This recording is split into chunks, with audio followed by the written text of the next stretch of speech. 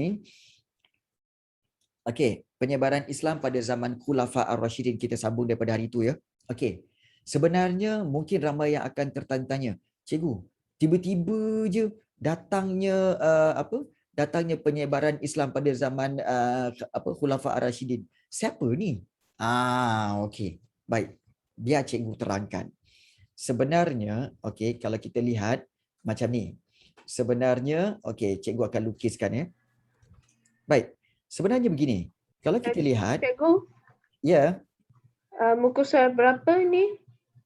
muka surat, cuba tengok muka surat berapa tu yang ada Khulafa Ar-Rasyidin.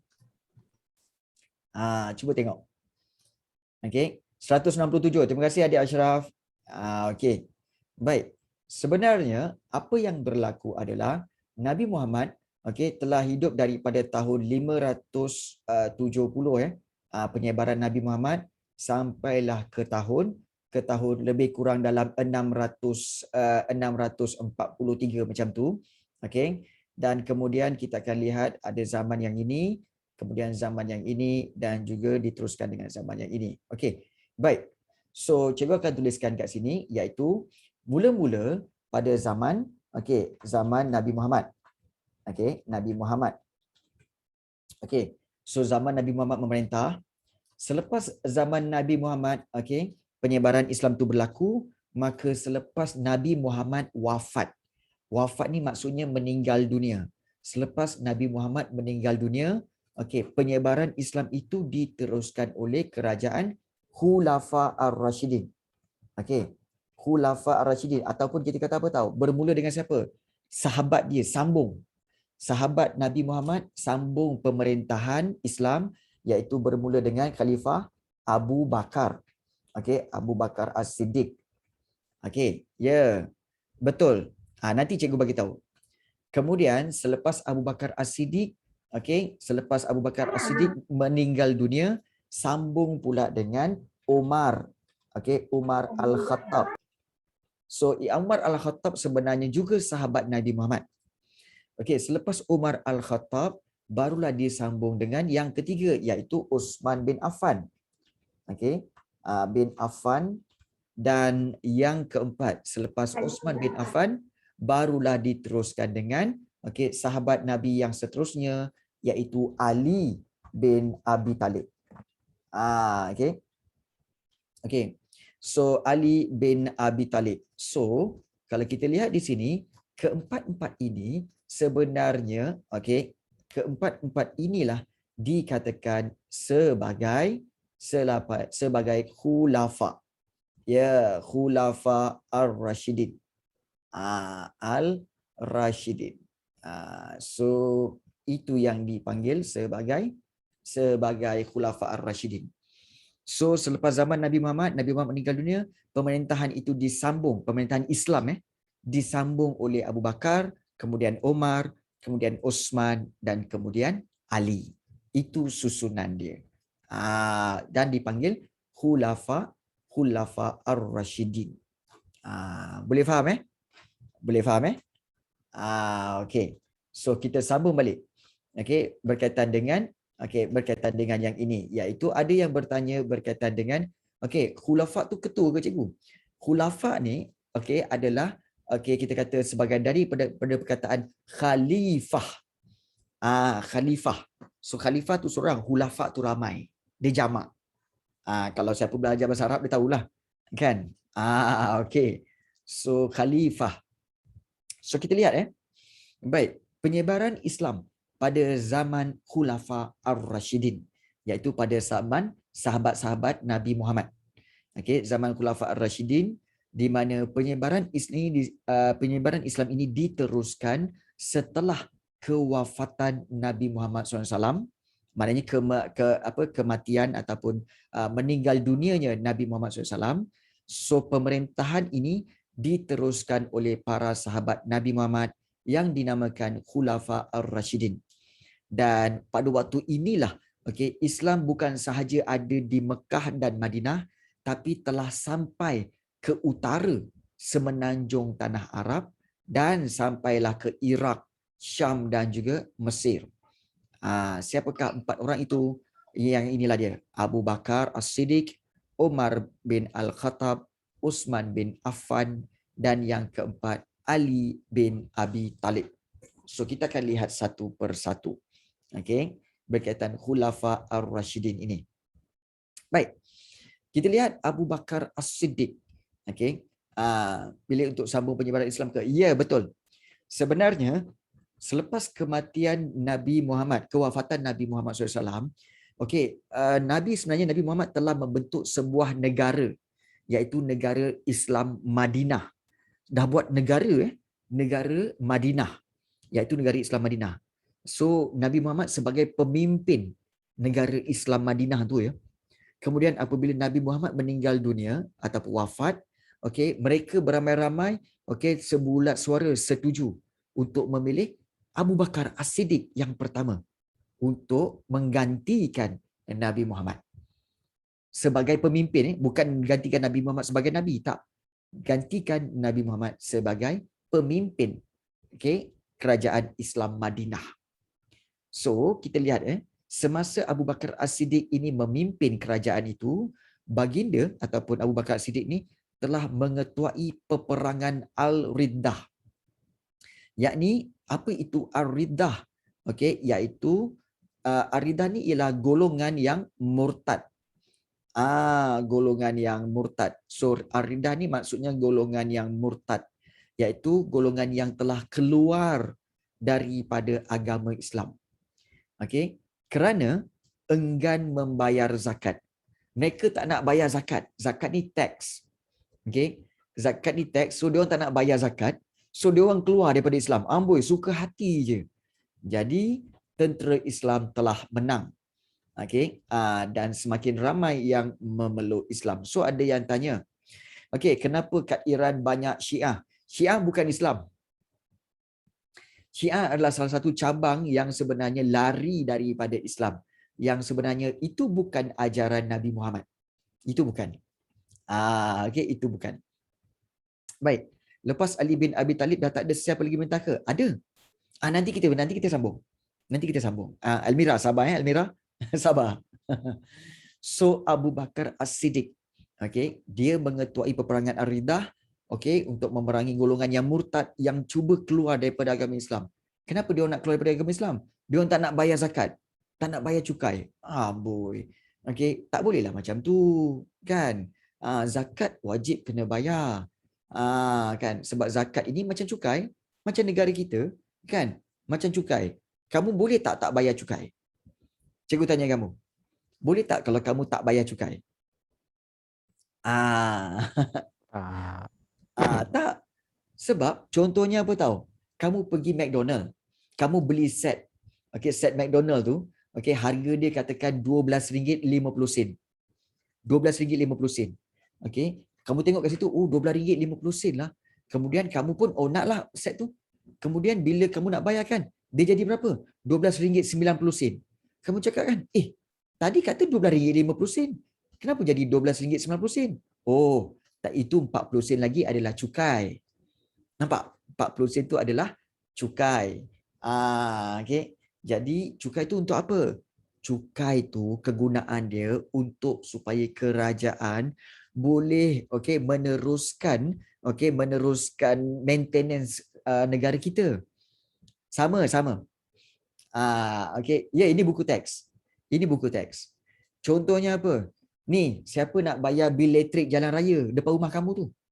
Siapa nak repair? Siapa nak bayar repair jalan raya yang berlubang-lubang tu?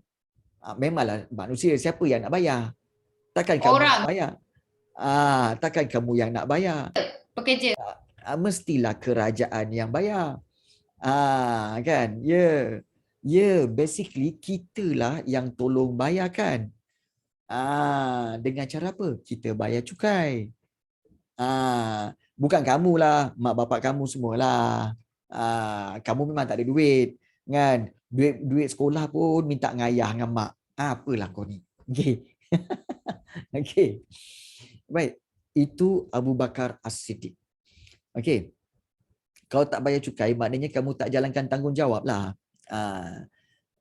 Okey, baik. Tapi elektrik kerajaan punya. Memanglah elektrik kerajaan punya. Tetapi walaupun elektrik kerajaan punya, tapi kan ada yang pekerja-pekerja yang maintenance tu, yang jaga elektrik tu. Tu siapa nak bayar gajinya? Daripada mana nak bayar? Cukai lah. Okey, baik. So itu pemahaman kamu ya. Okey, baik. So kita lihat. Yang kedua, selepas Abu Bakar As-Siddiq. Kalau tak silap cikgu, Abu Bakar As-Siddiq memerintah selama 2 tahun aja. Kemudian beliau sakit dan meninggal dunia, disambung pula oleh Umar Al-Khattab. Abu Bakar As-Siddiq sendiri bagi tahu, selepas aku ini sebaik-baiknya adalah Umar Al-Khattab yang menjadi khalifah. So Umar pun jadi khalifah.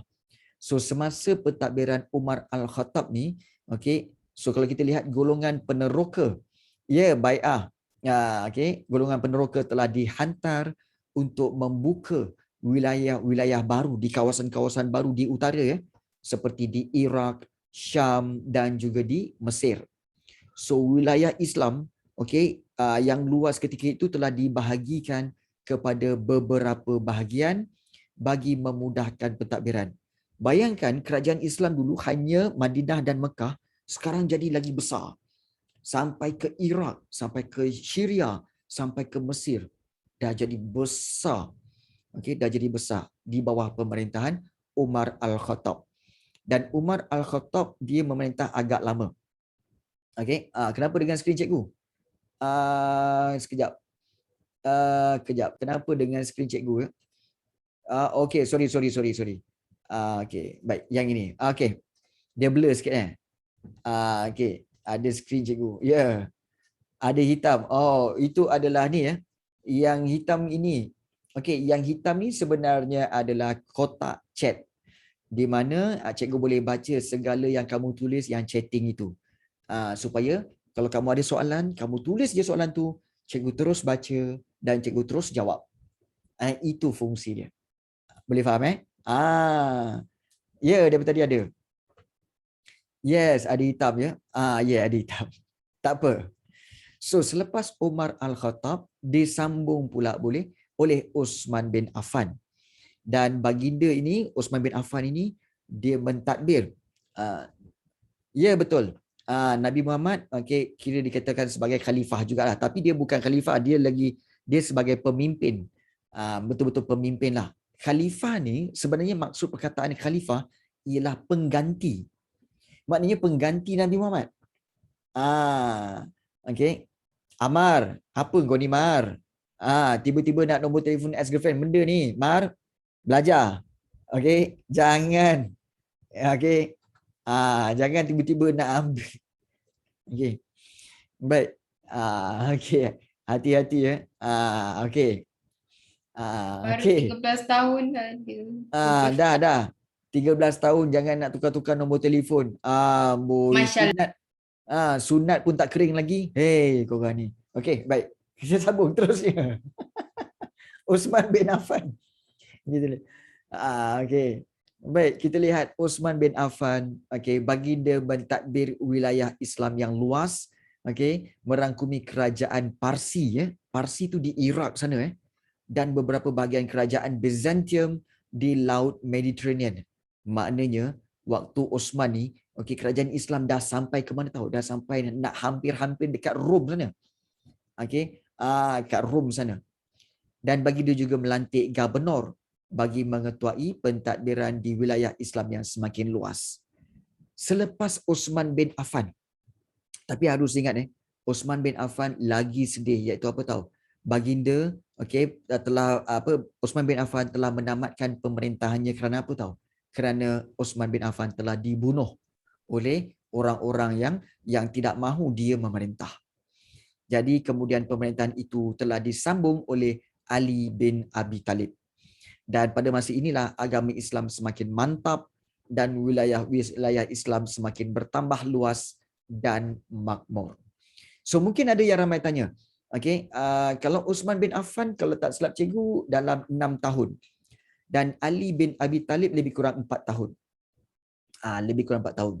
Gubernur tu macam Sultan Negeri ke cikgu? Tak. Gubernur tu sebenarnya macam kita kata menteri besar lah. Menteri besar sebenarnya Menteri besar. Islam sampai Malaysia bila cikgu? Okey, Islam sebenarnya sampai Malaysia pada tahun-tahun 700 hingga 800 Masihi. Iaitu datang ke mana dulu? Datang ke Kedah dulu. Datang ke Kedah dulu. Kedah tua tu. Nanti kamu belajar. Datang ke Bukan Kedah. dari Terengganu kah? Tak. Ada 3 teori. Ada 3 teori iaitu Sebab Islam. bukti dia ada dekat tu kan, batu bertulis tu. Ya, kat batu Terengganu. bersurat. Batu Tetapi bersurat. Terengganu dari Cina kot. Sebab jauh. Sebenarnya Islam datang ke Malaysia ni ada 3 teori. Satu datang daripada tanah Arab, satu lagi kata teori datang daripada India dan satu lagi teori datang daripada China. So, 3-3 teori tu logik sebab ada bukti. Tetapi yang mana dulu tak dapat dipastikan. Tapi antara yang terawal dapat Islam ialah negeri Kedah. Kedah dulu. Iaitu Kedah tua. Nanti kamu akan belajar dalam tingkatan 2 nanti ya. Kamu belajar dalam tingkatan 2 nanti. Ya, betul. Betul. Almira, ya. Osman tu mati syahid lah. Okey, betul. So, ramai akan tanya, cikgu, macam mana nak ingat yang ini cikgu? Okey, mudah saja. Abu Bakar As-Siddiq, kamu ingat Ar-Ridah, golongan murtad, iaitu golongan yang enggan bayar zakat. Okey. Kemudian semasa Umar Al-Khattab, golongan peneroka di sini ya. Telah dihantar untuk membuka wilayah baru iaitu di Iraq, Syam dan juga Syria. Kemudian kalau kamu lihat berkaitan dengan Uthman bin Affan pula, iaitu merangkumi kerajaan Parsi dan juga baginda telah melantik gubernur. Ada gubernur bagi mengetuai pentadbiran di wilayah Islam. So itu kata kunci. Kalau Uthman bin Affan, kerajaan Parsi, gubernur. Kalau Umar Al-Khattab, golongan peneroka, Iraq, Syam dan Syria. Kalau Abu Bakar As-Siddiq, Ar-Ridah, golongan murtad. Nampak kaitkan dia macam tu. Okey. Dan Ali bin Abi Talib iaitu Islam semakin mantap dan wilayah semakin luas dan makmur. So itu berkaitan dengan kita kata penyebaran Islam lah. Baik. So kita lihat di sini. Baik, kita lihat selalunya part ni soalan bahagian mana? Okey, soalan ni selalunya di bahagian soalan objektif pun ada dan soalan bahagian struktur pun kadang-kadang ada keluar soalan ini. So kamu bersedia kamu kena bersedia dan fahami. Right. Kemudian kita nak lihat pula penyebaran Islam pada zaman kerajaan-kerajaan Islam. Wush. Apa ni cikgu? Okey. Cikgu terangkan pula. Ini bab apa? Ni bab 8 lah ni. Bab 8 lah ni. Sambungan dia lagi. Kita sambung. Okey. Baik, tadi cikgu ada tunjuk berkaitan yang ini kan? Baik. So, selepas kalau kita lihat di sini, selepas sahaja daripada kalau kita lihat selepas Khulafa Ar-Rashidin, okey, selepas Ali bin Abi Talib, so selepas Ali bin Abi Talib, macam mana cikgu? Tak ada kerajaan lagi ke? Ada. Iaitu selepas itu kalau kita lihat, okey, ianya disambung pula oleh siapa tahu? Okey, kita sambung pula di sini, iaitu disambung pula di sini ya. Cikgu sambung kat sini. Okey. So selepas Ali bin Abi Talib memerintah dan meninggal dunia, Ali bin Abi Talib meninggal dunia dan Ali bin Abi Talib selepas itu pemerintahan itu disambung oleh kerajaan ini. So kerajaan yang pertama dikenali kerajaan Islam dikenali sebagai bukan kerajaan Islam Bani Umayyah. Pertama Bani Umayyah. Kemudian disambung pula dengan kerajaan Bani Abbasiyah. Macam belajar sirah pun ada. Ya betul. Dan Umayyah kemudian, tu bukan dan Umayyah tu bukan yang cerita Bilal tu. Sebenarnya ya betul. Okey. Dan satu lagi iaitu diteruskan dengan kerajaan Turki Uthmaniyah. So ada 3 kerajaan selepas selepas Abi Talib ini ya. Selepas di sini. So sambungan dia lah di sini. Okey. Baik. So ada soalan tanya, cikgu, kenapa lepas Sayyidina Ali terus tamat pemerintahan Khulafa Ar-Rasyidin? Sebab selepas Ali tidak ada lagi sahabat yang ingin meneruskan khalifah itu. Okey, dan pemerintahan pada waktu itu telah dikuasai oleh seorang lelaki yang bernama Muawiyah Abu Sufyan. Dan Muawiyah Abu Sufyan inilah yang telah memulakan kerajaan Bani Umayyah. Iaitu nama dia Muawiyah Abu Sufyan. So dia memulakan kerajaan Bani Umayyah. Okey. So inilah yang sebenarnya yang telah berlaku, ya.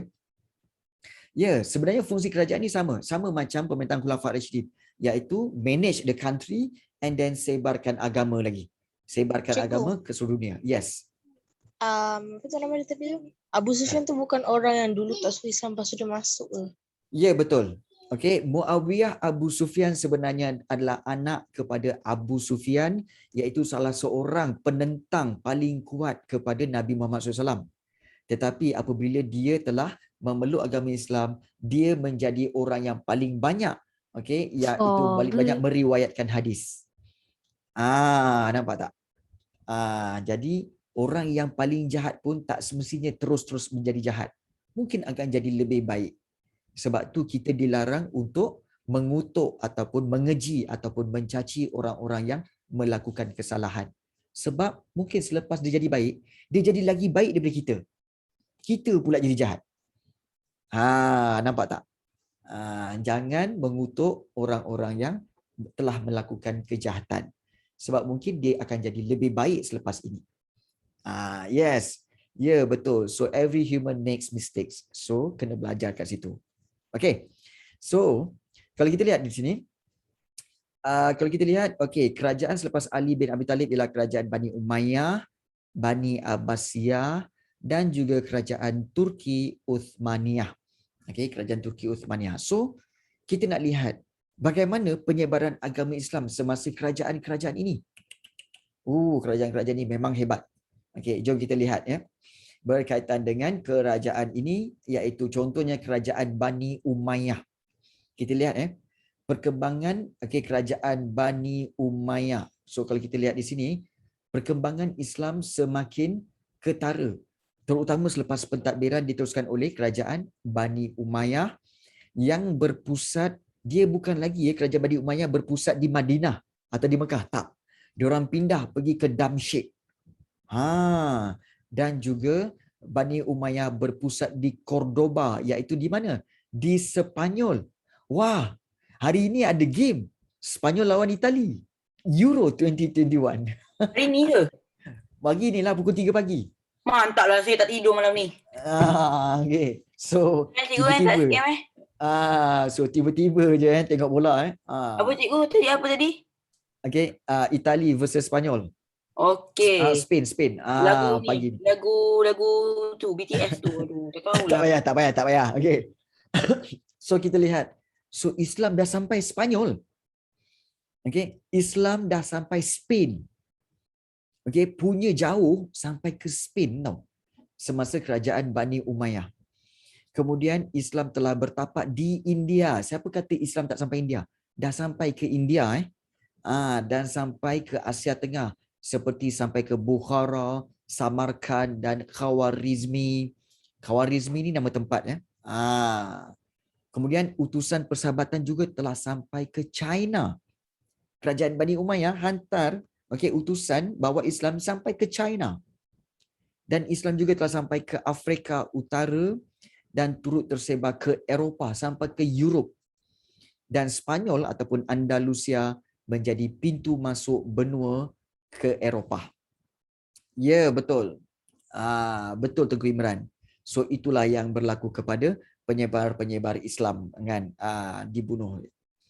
Okey, tak pernah dengar okey, nanti kita tengok Zahra. Okey. Selepas kerajaan Bani Umayyah ditamatkan oleh kerajaan Bani Abbasiyah, Bani Abbasiyah pula meneruskan penyebaran Islam dan kerajaan ini berpusat di Baghdad. Baghdad kat mana? Baghdad di Iraq.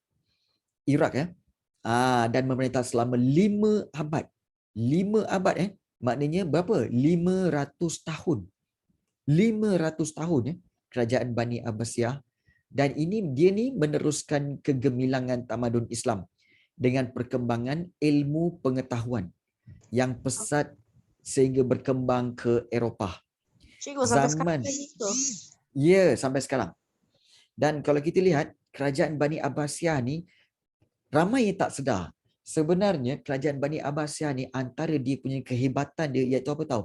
Kamu pernah dengar cerita tak tentang 1001 Night, Arabian Night? 1001 malam. Kisah Arabian Night. Kamu tahu tak dalam cerita Arabian Night itu berlaku semasa kerajaan Bani Abbasiyah. Dan 1001 malam tu apa cerita dalam tu? Ada cerita ada cerita Aladdin, ada cerita Alibaba dengan and 40 Thieves. Okey, kemudian Sinbad. Itu semua dalam 1001 Nights. Itu cerita dia. Ataupun dalam cerita Arabian Night. So kat mana tu? Itu kartun tu, yang kamu tengok kartun Sinbad, kartun So sebenarnya itu cerita daripada dalam kerajaan Bani Abbasiyah. Kerajaan Bani Abbasiyah tahu. Sinbad semua tu. So itulah yang berlaku. So Islam juga telah berkembang ke Samania dan juga ke Transaksonia, hingga ke barat India. Kemudian diteruskan dengan kerajaan Turki Utsmaniyah. Turki Utsmaniyah berpusat di Anatolia. Anatolia ni sebenarnya di Turki, dan perkembangan Islam seterusnya juga telah meluas sehingga ke rantau Balkan di Eropah Timur, sempadan Rusia sehingga sekitar Laut Hitam. Betul. Dan juga kita lihat mengekalkan kekuasaan di Asia Barat, dan pengaruh Turki Utsmaniyah ini juga telah sampai ke alam Melayu. Maknanya Islam waktu Turki Utsmaniyah ni telah sampai ke Malaysia pada zaman kerajaan Turki Utsmaniyah. So kalau kita lihat, inilah dia peta dia. Ini kalau kita lihat peta ni betul-betul, sebenarnya perkembangan Islam pada zaman Nabi Muhammad ini saja tahu. Ini zaman Nabi Muhammad di kawasan Madinah dan Mekah serta keseluruhan ini. Ini Nabi Muhammad. Kemudian apabila berlangsungnya zaman Khalifah Abu Bakar As-Siddiq, so kawasan Islam telah meluas sampai ke Iraq dan Syam. Sampai sini. Kemudian apabila zaman Khalifah Umar Al-Khattab, kawasan Islam tu jadi lagi besar. Kerajaan Islam jadi lagi besar sampai ke Baghdad, sampai seluruh kawasan ini. Sampai ke Palestin, sampai ke Palestin, sampai ke Mesir. Ini sampai ke Mesir ni. Ini Mesir. Yang cikgu lorikkan ni Mesir. Baik. Kemudian zaman Khalifah Uthman bin Affan lagi besar. Iaitu sampai ke sini. Sampai ke Maghribi dan sebagainya. Dan juga ini pun sampai ke Bukhara, Samarkand. Kamu lihat di sana Bukhara, Samarkand, iaitu di Afghanistan semua ni. Ini semua telah menjadi kawasan zaman Khalifah. Mekah kat mana? Bukan kat Mesir ke? Bukan. Mekah dengan Mesir lain. Mekah dengan Mesir lain. Sampai kat Yunani tak? Sampai. Hampir sampai. Dan kalau kita lihat, selepas itu, tempat-tempat ni orang beragama Islam ke? Ya, betul Zahra. Islam telah sampai ke situ. Kemudian pada zaman kerajaan Umayyah, Islam dah sampai ke Spanyol. Sampai ke sini dah. Islam dah sampai ke sini. Ali dah tak ada sebab Ali meneruskan saja. Ali meneruskan saja. Kemudian sampai Spanyol, sampai Spain tu, itu dah sampai kerajaan Umayyah. Kemudian diteruskan dengan kerajaan Abbasiyah. Di sini. Jauh ya. Jauh, nampak tak penyebaran Islam tu jauh. Ini dah masuk kerajaan Abbasiyah, dan yang terakhir diteruskan oleh kerajaan Turki Utsmaniyah sampailah ke Turki dan sampai ke Europe kat sini. Sampai ke Europe. Maknanya hampir seluruh kawasan ini telah menjadi kawasan kawasan kerajaan dan perluasan dakwah Islam. Nampak tak besarnya? Dan kalau ada yang kata, ya betul. Dan kalau ada yang kata, cikgu, bukan Mekah tu dekat Mesir ke? Tak. Okey, tidak langsung, tidak sebenarnya. Kamu tersilap sebenarnya. Mekah dengan Madinah, kalau kita boleh zoom kat sini, okey, Mekah dengan Madinah kat sini. Okey, kalau kita lihat Mekah dengan Madinah, ni Madinah, ni Mekah, dekat tanah Arab. Mesir kat sebelah sini. Ni Mesir.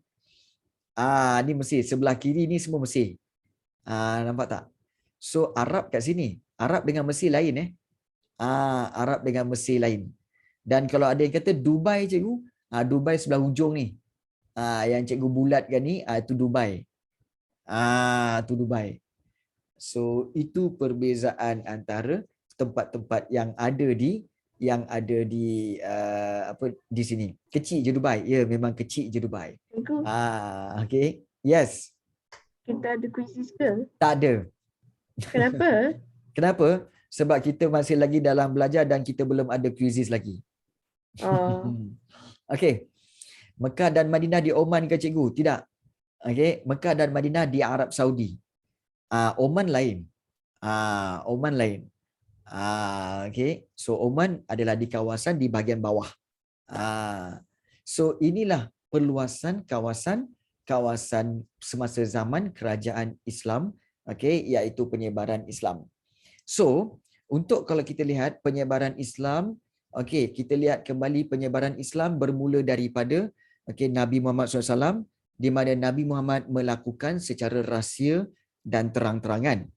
Okey. Ya, kemudian diteruskan pula dengan penyebaran Islam pada zaman Khulafa Ar-Rashidin, iaitu Abu Bakar, Umar, Uthman dan Ali.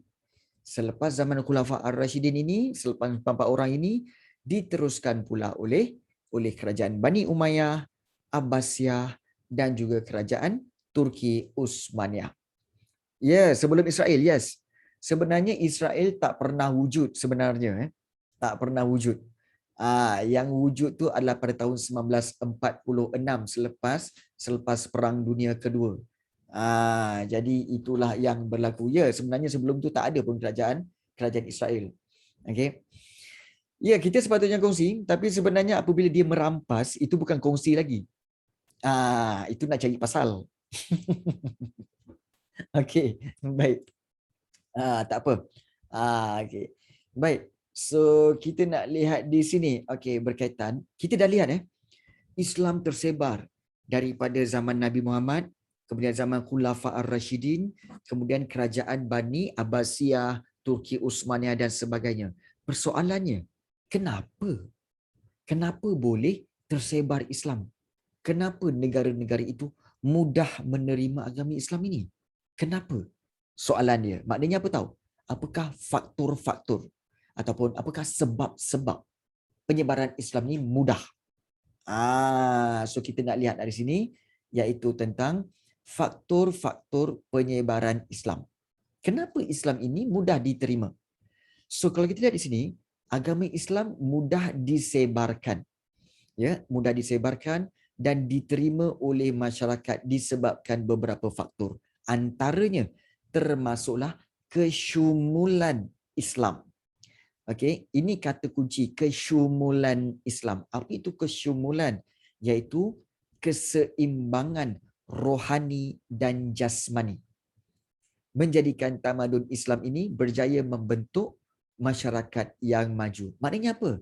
Seimbang, iaitu dari sudut rohani, maknanya dari sudut roh, dari sudut jiwa, dan juga jasmani, dari sudut fizikal. Maknanya selari, sama-sama nak kita kata nak diperkasakan, nak dikuatkan. Rohani kena kuat, jasmani pun kena kuat. Jadi sebab itu orang lihat bahawa okey, kedua-duanya diberi perhatian.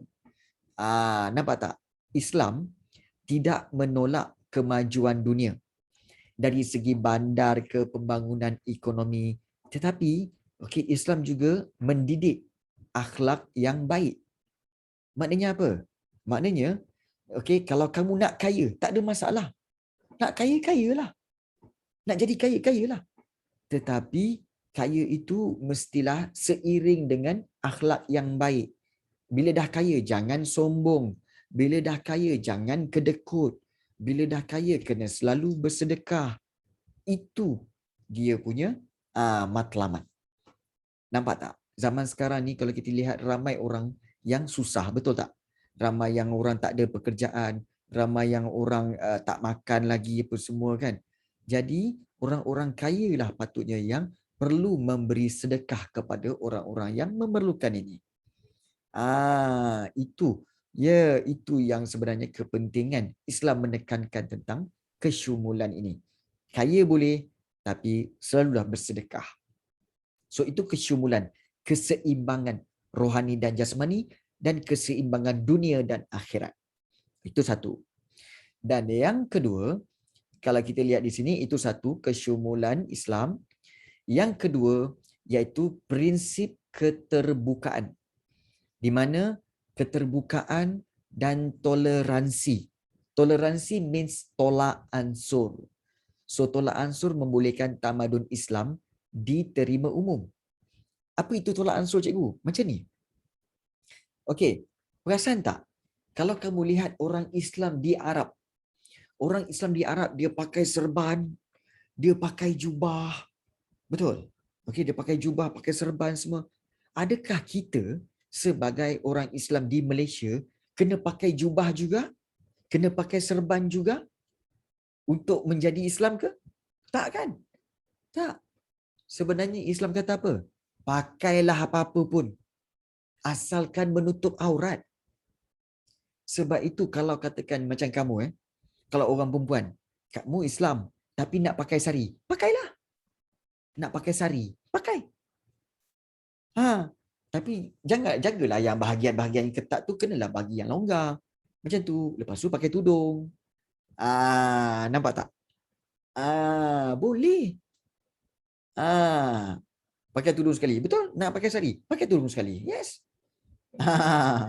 Kemudian juga kalau macam lelaki kan, kamu perasan tak orang Melayu lelaki, dia tak pakai baju jubah apa semua, tapi pakai kurta. Bila time raya pakai kurta. Kurta kan pakaian India, kan? Tapi pakai kurta. Kenapa ya? Bukan tak boleh ke? Boleh. Tak ada masalah. Asalkan apa? Asalkan tutup aurat. So di sini kita nampak apa? Islam bukan about pakaian. Islam bukan about physical. You can be anything. As long as you jaga aurat you. Itu sahaja. Betul. Ya, kalau ketat berdosa lah. Macam itulah. Betul. So, okay. Itulah sebenarnya. Nampak tak? Tolak ansur. Islam terbuka. Islam terbuka. Dan kalau kamu tengok satu lagi contoh, iaitu apa tahu? Tentang perkahwinan. Kamu tahu tak? Perkahwinan Islam, hanya salam, kemudian cakap apa? Aku nikahkan akan dikau dengan sekian-sekian bit sekian-sekian dengan mas kahwinnya sekian kan. Kamu pun cakap, aku terima nikahnya ni apa semua. Sah, tanya saksi. Sah, tanya sah, sah. Itu je. Kenduri kahwin tak perlu. Tak wajib. Kenduri kahwin tak wajib. Bersanding tak wajib. Bersanding duduk atas pelamin dua orang, laki perempuan tu kan. Duduk tu. Tak wajib. Tak wajib. Tak wajib. Sebab apa? Yang bersanding tu, itu adalah adat daripada kaum India sebenarnya. Kaum India sebenarnya yang bersanding tu. Tapi kita meniru. Dulu Buddha kan kat sini. Kat Malaysia. Ya, Buddha dan Hindu. So, adakah Islam menolak cara itu? Tak. Tak ada masalah. Nak bersanding lah. Tak ada masalah. Nampak tak? Maknanya ada toleransi. Ada tolak ansur, sikap terbuka. Kalau Irene tanya, tak payah, sebenarnya tak wajib. Bukan tak payah, tapi tak wajib. Tak wajib. Tapi kalau kamu nak, sandinglah. Nampak? Cikgu, jangan tanyalah. Okey, baik. Baik, so Irene tanya, kalau seorang bantah, dia mesti ada sebab kenapa nak bantah. Mesti ada sebab kenapa bantah perkahwinan tu. Mesti ada. Kalau tak ada alasan yang kukuh, tak boleh. Okey. So, Pertama, kesyumulan Islam. Yang kedua, prinsip keterbukaan menyebabkan orang mudah untuk terima. Yang ketiga, iaitu sebab prinsip kesaksamaan. Baik. Pak Long menyebarkan agama Islam jugalah. Ya, okey. Baik, betul lah tu. Kesaksamaan. Kesaksamaan ni maksudnya apa? Keadilan. Tamadun Islam sebenarnya berdiri atas prinsip kesaksamaan dan adil. Kita tahu bahawa dunia ni wujud pelbagai bangsa dan pelbagai bahasa di dunia. Tetapi berjaya membentuk ummah yang bersaudara. Kamu tahu kan, agama Islam ni, seluruh dunia ada. Even di India ada Islam, di China ada Islam, di Korea ada Islam, dan seluruh negara ada orang yang beragama Islam. Tak kira warna kulit putih ke, hitam ke, coklat ke, semuanya adalah Islam. Dan bila Islam, kita semua bersaudara. Yes. Maknanya kita semua bersaudara. Means bersaudara Islam. Tak. Bukan ini. Itulah ramai yang kata, ingatkan orang Melayu je Islam. Tak. Orang Thailand pun ada yang Islam. Orang China ada Islam. Orang Rusia ada yang Islam. Afghanistan. Seluruh dunia ada orang Islam di negara masing-masing. Cikgu, Hasbullah Ya. Mega Modern tu Islam kan? Sebab nama dia Ya. Hasbullah. Betul. Kalau kamu tengok salah seorang pemain England, pemain bola sepak England yang sekarang bermain di England, ada seorang tu pun Islam. Pun Islam. Orang putih tu Islam juga. Nampaknya apa? Nampaknya bahawa seluruh, ada, nanti kamu cari. Ada seorang. Cikgu pun lupa nama dia lah. Ya, betul. So, kenapa ya? Kenapa? Kerana apa tahu? Kerana agama Islam tidak membezakan kamu. Kamu gelap ke, kamu cerah ke, kamu berbahasa Tamil ke, berbahasa Mandarin ke, berbahasa Melayu, berbahasa Arab. Kalau Islam, we are brothers. Kalau Islam, we are brothers. Itu. Jadi semua adil dan saksama. Yes. Itu prinsip kesaksamaan yang ketiga. Yes. Betul. Perbezaan kaum semua. Ya, ada sikit. Betul. Untuk agama Kristian, dia banyak pecahan dia lah. Tapi tak apa. Kita lihat yang keempat. Iaitu dakwah. So, pendekatan dakwah yang kita kata bijaksana dan berdiplomasi, bertolak ansur, berbincang telah berjaya menarik masyarakat lain untuk memeluk Islam. Sebab mereka menggunakan dakwah yang tak paksa. Kami bagi tahu inilah yang betul. A ni betul, B ni betul, C ni betul, D ni betul. So, macam mana? Okey tak? So, yang mendengar pun kata, ya ke? Itulah dia. Jadi kalau kamu rasa Islam ini benar, boleh berjumpa kami. So, diorang pun balik. So, yang dia fikir, betul juga. Nampak? Tidak ada paksaan. Hanya suruh fikirlah. Nampak tak? Berdakwah secara bijaksana. Jangan paksa. Kamu ni selalu paksa. Kan? Kamu ni selalu paksa. Terutama sekali kamu paksa adik kamu. Buatlah ni. Solatlah. Ni apalah tak nak solat ni. Nanti masuk neraka pun semua. Ada paksa macam tu. Jangan paksa. Jangan paksa. Pujuk dia dulu. Dek, jom. Dia tak nak solat. Tak apa. Nanti next asar pula ikut akak solat ya. Macam tu. Dia tak nak ikut juga. Okey, tak apalah. Nanti subuh nanti ikut akak ya. Macam tu. Bukannya, tak nak solat kan? Masuk neraka lah kau. Ada macam tu.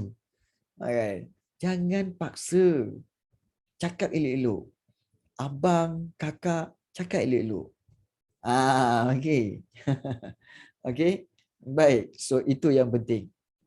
Ya. Dia tak buat pun tak apa. Tak jadi kewajipan. Tapi keep on berdakwah secara lembut. Bagi tahu baik-baik. Nabi tak pernah ajar untuk sebarkan Islam secara marah tahu. Tak ada. Nabi tak ajar. Okey. Ya Rubesh. Jadi kena cakap baik-baik. Kalau dia tak nak, tak apa. Nabi pun sendiri pun bila orang tak nak ikut, tak nak dengar cakap dia kan, tak nak ajak, tak nak masuk dalam Islam. Adakah Nabi marah orang tu? Nabi tak marah kan? Nabi tak marah. Tak apalah, besok pula. Macam tu. Dia kata tak baik tu masuk neraka, tapi itu bukan. Oh, okey. Kalau cakap kata tak baik tu masuk neraka. Ya betul sebenarnya. Tak baiklah kan. Okey. Alright. So, yang kelima, Tiru dia memang suka jadi jam. Okey. Tiru suka jadi jam. Okey, so yang kelima iaitu kita lihat hubungan diplomatik. Cara penyebaran Islam yang kelima iaitu hubungan diplomatik. Negara Islam, kerajaan Islam buat hubungan diplomatik tau, hubungan antara kerajaan dengan negara lain seperti di Eropah. So ini telah menarik minat orang Eropah untuk mengikuti perkembangan Islam. So nak ikut satu-satu tentang inilah tentang Islam. So buat hubungan baik. Kita tak ada masalah buat hubungan baik dengan non-Muslim, tak ada masalah. Kan? Tak ada masalah. Kan? Even kalau jiran kamu ada yang India, ada yang Chinese ke kan? Boleh tak berkawan? Boleh. Bertegur sapa? Boleh. Bermain bersama-sama? Boleh. Kan? Jadi itu hubungan itu yang mengeratkan. Mengeratkan. Ya, betul. Berkawanlah. Okey. Baik. Dan kita lihat yang keenam iaitu Islam tersebar kerana apa? Kerana perdagangan. Kegiatan perdagangan tu dan perhubungan yang baik antara pedagang Arab dengan pedagang di negara luar di Asia dan Afrika menyebabkan Islam mudah diterima di negara tersebut. Contoh macam cikgu cakap tadi kan, iaitu Islam sampai ke Malaysia kat mana tahu? Dekat Kedah. So, bila dia orang sampai kat Kedah, dia tujukan hubungan baik. Ya, Assalamualaikum. Dia kata, daripada mana ni? Arab. Ini hadiah buah tangan untuk pemerintah tuan hamba lah. Pemerintah tuan hamba ya. Jadi, dia pun bawa. Baiknya orang ini. Orang Melayu tengok orang Arab. Baiknya dia ni. Kemudian, sebentar ya. Mau solat sebentar. Ya, dia pun solat. So, solat depan tu. Kemudian orang Melayu akan tengok, kamu buat apa ya? Saya baru saja menyembah Tuhan, solat. Solat apa itu? Saya ingin tahulah. Kemudian baru dia bercerita. Sebenarnya saya ini pedagang daripada Arab. Nampak tak? Ya, betul. Macam itulah. Nampak tu? Ya, betul. Saya dulu pedagang dari Arab. Arab sanalah. Jadi macam cakap Indon dah. Apa dah. Jadi begitu. Dia datang sini kan. Ya ini. Kemudian orang Arab kat situ. Kemudian berkahwin pula dengan orang Melayu tempatan. Kat Kedah. Dah Arab campur Melayu. Jadi apa? Melayu campur Arab. Melarap. Tu yang start makan nasi Arab. Kan? Jadi melarap. Ya, melarap. Jadi sebab kerana apa? Kerana mereka orang-orang Arab datang ke tanah Melayu untuk berdagang. Berdagang ya. So itulah menyebabkan Islam tersebar. Dia tahu ke bahasa Inggeris? Mereka kadang-kadang menggunakan bahasa yang lain dan juga kebanyakan mereka pada waktu itu menguasai lebih daripada satu bahasa tau. Mereka kebanyakannya pada waktu itu menguasai lebih daripada satu bahasa. Even untuk pengetahuan kamu kan, Hang Tuah tu kalau kamu ingat, dia menguasai 7 bahasa tau. Hang Tuah 7 bahasa.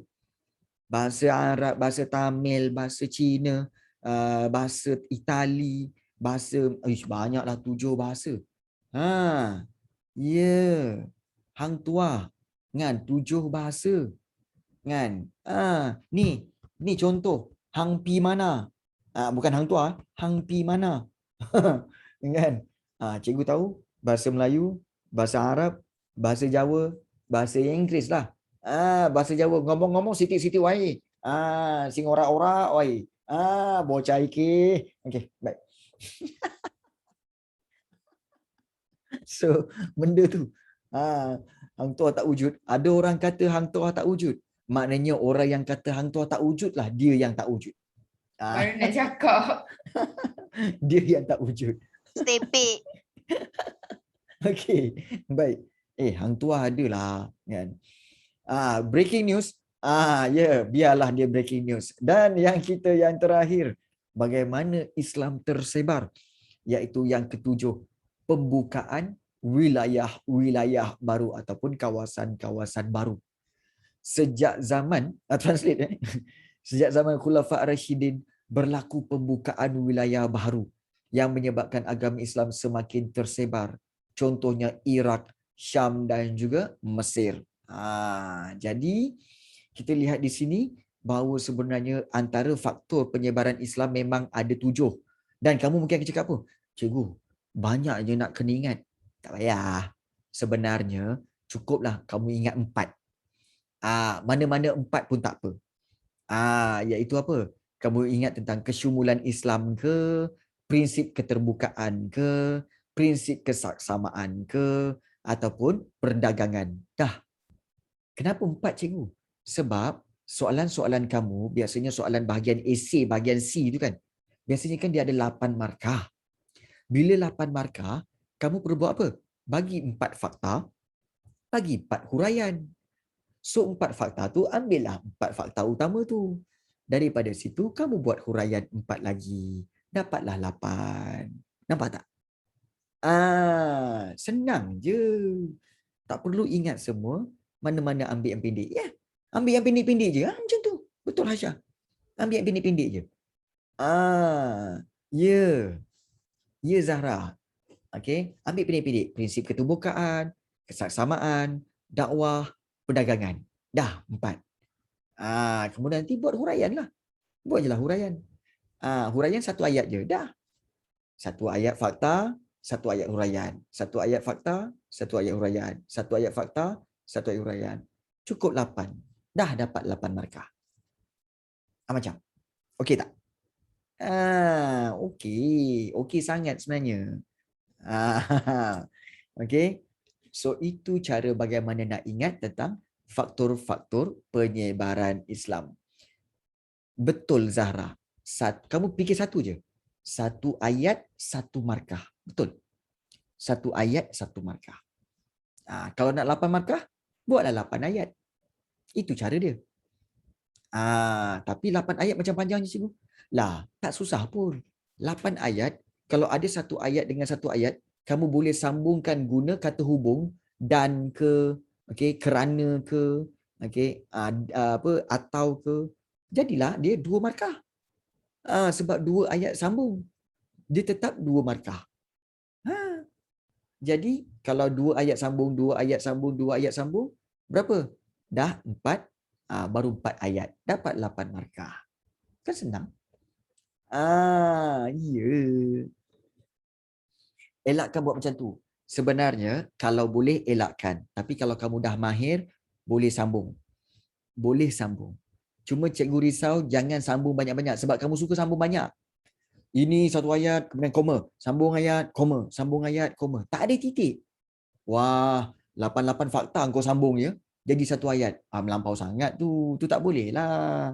Dia mesti ada titik. Dia 1 ayat, titik. 1 ayat, titik. Titik tu tak ada, maknanya kamu telah jadikan dia 1 ayat.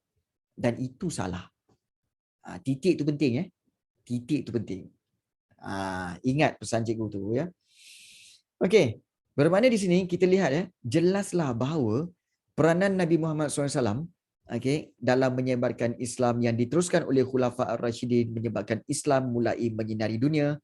Kerajaan Bani Umayyah, Abbasiyah dan Turki Uthmaniyah pula telah menyemarakkan lagi tamadun Islam sehingga sampai ke benua Eropah, Afrika dan Asia. So di sini kita lihat bahawa kita bukan lihat tentang agama bukan kita lihat agama semata-mata, tapi kita lihat tentang tamadun.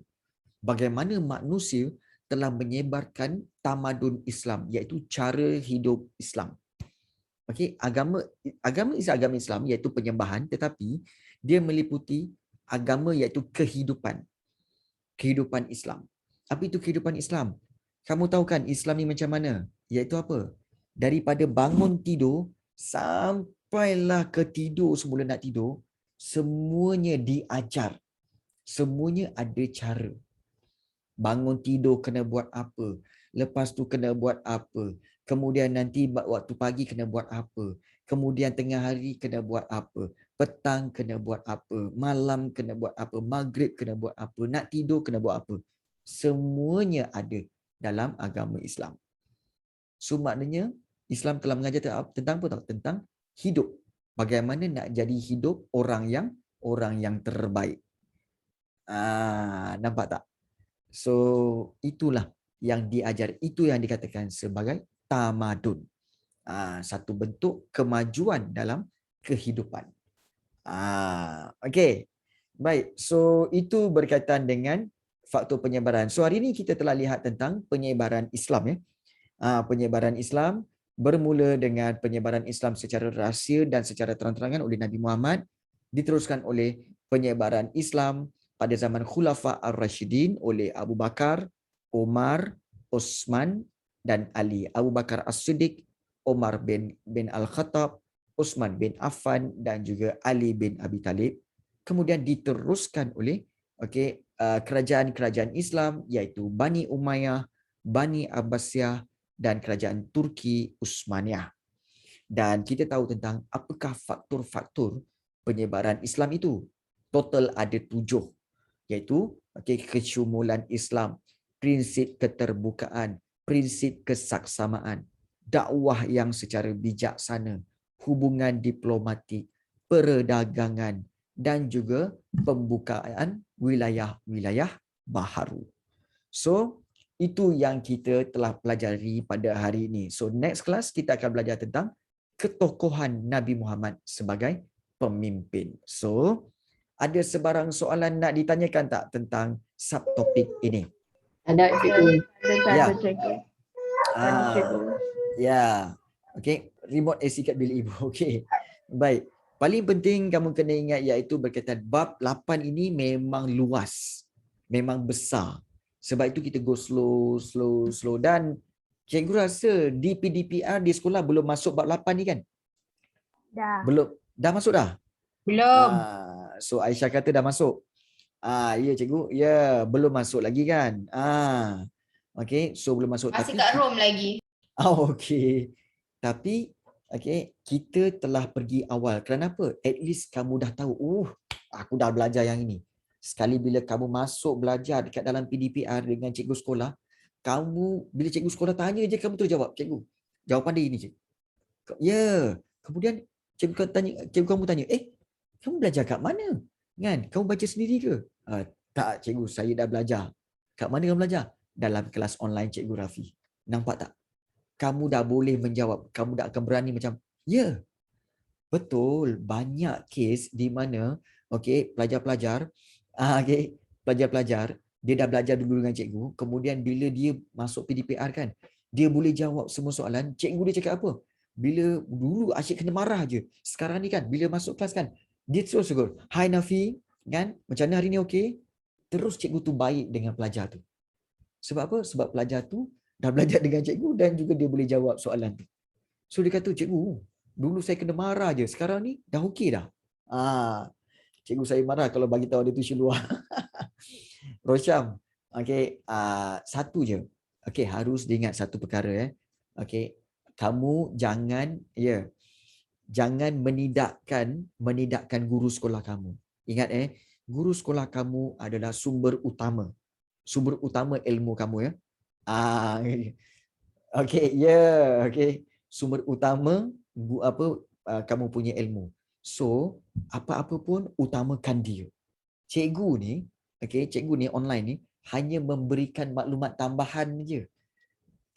Maklumat utama daripada dia. So hormati dia. Dan kalau dia tanya ada belajar kelas online, belajar kat mana? Tak ada cikgu, saya belajar sendiri. Saya belajar sendiri. Macam tu. Jangan kau petik pula nama. Oh, saya belajar dengan Cikgu Rafi sejarah apa semua. Bising dia nanti. Okey. Oh ya ke Santosh? Okey, bagus Santosh. Ya, silakan Adam nak Dah tanya. terlambat saya dah sebut macam tu kat cikgu saya. Oh ya ke? Tak buat mic tapi bagi soalan je, so tak faham sangat. Ya, betul.